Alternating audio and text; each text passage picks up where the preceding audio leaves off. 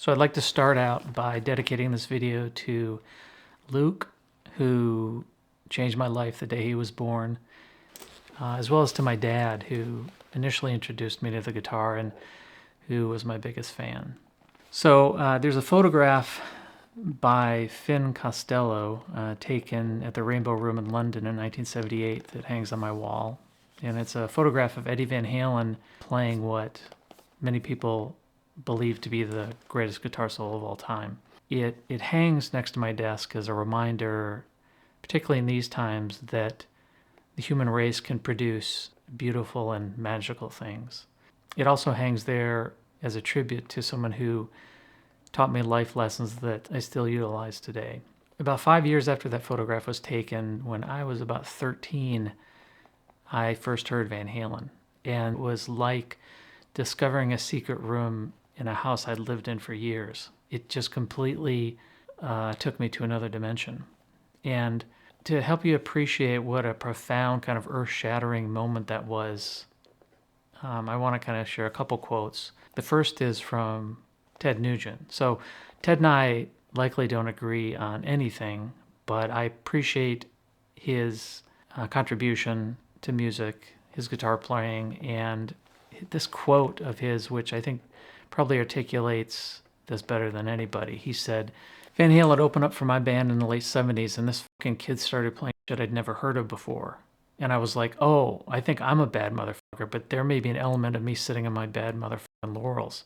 He was unbelievable. He did things on the guitar that no one else did. His inspiration was always so musical. He was one of those rare gifted musical warriors that could literally kick the shit out of his guitar with his feet, and somehow he'd make it remain melodic, musical, and rhythmic. He had an unbelievable animal touch that defies everything before him.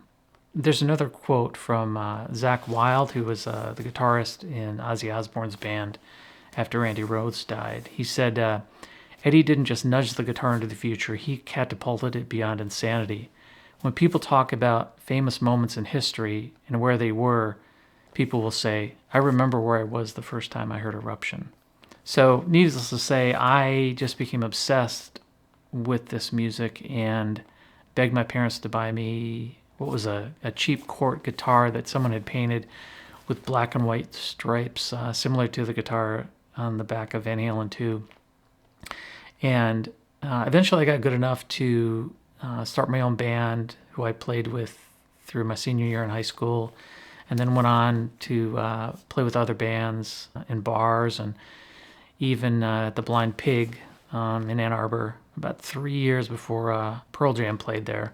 The thing about it was not only a new passion that kind of helped me overcome my shy nature and connect with other people, but it gave me a sense of purpose, and more importantly, it taught me that I could really achieve anything I set my mind to as long as I put in the work. To this day, anytime I'm faced with something that seems daunting, I kind of go back to that mindset, and I'll break it down into kind of small component parts and tackle them one at a time. This kind of key insight and the confidence I gained through learning the guitar allowed me to go on and do so many other things that I might not have otherwise even thought were possible. Photography, filmmaking, practicing medicine.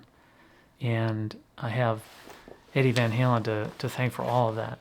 So 2 weeks ago, I decided to kind of honor Eddie Van Halen by tackling what had previously seemed like an insurmountable task to me as a guitar player, and learned to play Eruption. So I set a firm deadline and kind of took the lessons I'd learned before, broke it down into individual components, and tackled those one at a time, and did this over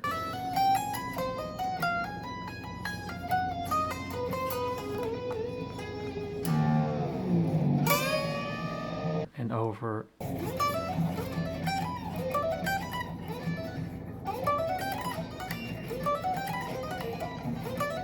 and over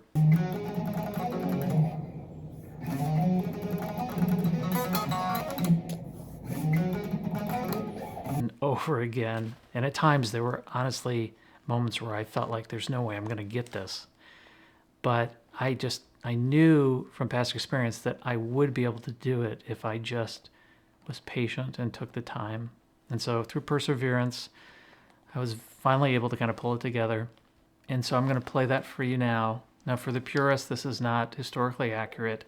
And there's actually a happy accident at the second portion of the solo, which I was actually going to re-record until I read this quote from Eddie Van Halen.